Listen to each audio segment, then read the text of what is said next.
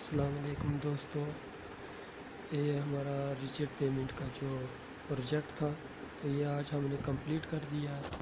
तो ये आप देख ही रहे हैं कि कैसा दिख रहा है आपको। इसमें हमने पहले लेयरें दिखाई हैं, 3 तरह की इसमें लेयर होती है। सॉइल जो सबसे नीचे वाली ये है, ये लेयर हमारी सॉइल कंपेक्शन की है।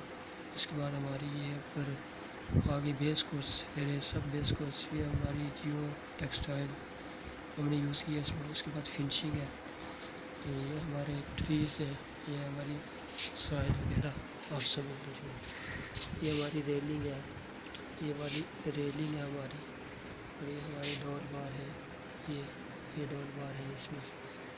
और ये हमारा प्रोजेक्ट है ओवरऑल।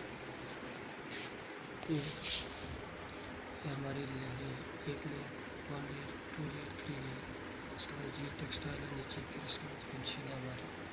तो यह है हमारा प्रोजेक्ट, मेजर प्रोजेक्ट है रिजिड पेमेंट। ठीक है दोस्तों, थैंक यू।